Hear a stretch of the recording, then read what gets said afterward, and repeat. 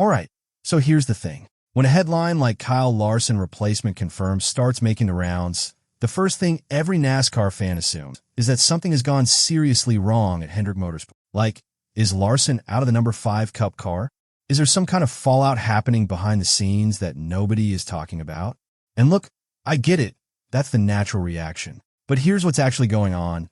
And trust me, once you understand the full picture, this story gets way more interesting than any Cup Series drama ever could. Larson signed a 5-year extension with Hendrick Motorsports in February that keeps him in the number 5 through 2031. That seat is not going anywhere. What we're actually talking about here is the number 88 JR Motorsports car in the O'Reilly Auto Parts. And the chain of events that led to this replacement decision is honestly one of the wildest domino effects we've seen in NASCAR so far in 2026. It started with a medical diagnosis, turned into a scheduling shakeup nobody saw coming, and ended with a driver decision that tells you everything about where JR Motorsports sees its future heading. So let's break this down from the very beginning, because every piece of this puzzle matters. To really understand why this whole thing blew up the way it did, you have to go back to how JR Motorsports originally built the number 88 program for 2026. The plan was actually pretty straightforward. Raja Kuth would be the primary driver, running 23 races across the season. Then, Hendrick Motorsports Cup drivers, Kyle Larson, William Byron, Chase Elliott, and Alex Bowman, would rotate through the remaining 10 events between them. Now think about what that actually means for a second. This wasn't some random car with a backup driver thrown in when a star was available. This was a deliberately designed program. A development car for Kuth, a showcase car for Hendrick's firepower, a sponsorship vehicle with massive visibility built right into the schedule. The number 88 was already one of the most interesting rides in the entire series before a single problem showed up. And the rotation was working. William Byron made his appearance at Phoenix and finished 13th. Then Kyle Larson got his turn at Las Vegas. And suddenly the number 88 wasn't just interesting anymore. It was a must-watch storyline every single weekend at Unload. But then everything changed.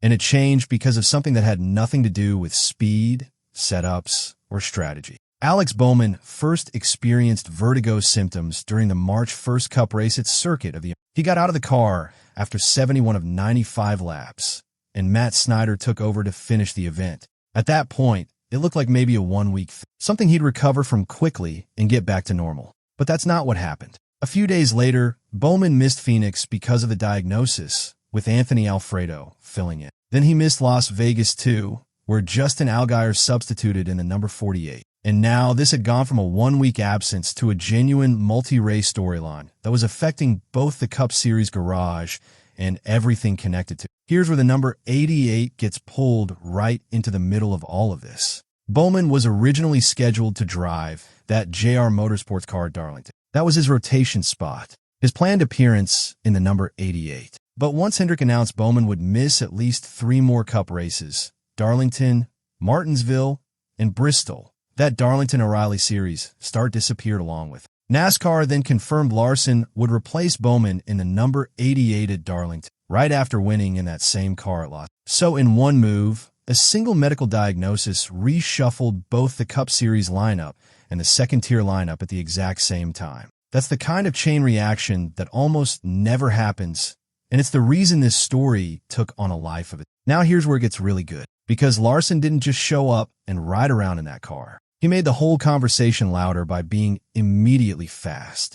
At Las Vegas, he started second, dropped as far back as 11th early on. The team made adjustments, and then he charged forward, took control late, and won for JR Motorsports. That was not some casual cameo. That was Larson reminding everybody that if you give him strong equipment, he can make a side appearance feel like the main event. Then came Darlington, and the story got even more dramatic. Larson started from the pole, led the first 94 laps, won both stages, and looked like the dominant car for most of the race. It looked like back-to-back wins were genuinely on the table, but a slow pit stop under the final caution buried him in the field. Justin Allgaier got the lead on the last restart, and Larson could only claw back to. So in back-to-back number 88 starts, Larson went from winning at Las Vegas to dominating Darlington for long stretches without closing it. And that right, there is exactly the kind of 2-race stretch that gets fans asking, wait a second, is this suddenly Kyle Larson's car?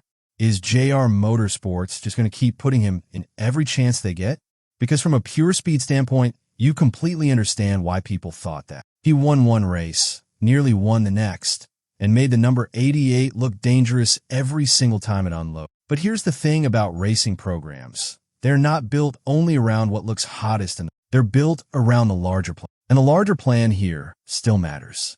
Because Raja Kuth is not some placeholder who just happened to be nearby when the schedule opened up. He was brought in to contest 23 races for JR Motorsports and the rest of the full 33-race season with Jordan Anderson. After 6 races, he sits 10th in the O'Reilly standings with 151 points and 3 top 10. He is the investment inside that seat, not the substitute. The point of these Hendrick cameos was never to erase the young driver. It was to elevate the entire program around him, give the crew elite benchmarks to work from, give the sponsor huge visibility, give the organization more chances to win races, and then hand that experience back to the driver who is actually trying to build a full season. Kuth is that driver. And while Larson was absolutely lighting up the number 88, the core mission of this program was still to develop Kuth and keep him in the middle of the season-long picture. There's also the Cup side of this to consider. Larson's March workload expanded unexpectedly because of Bowman's situation.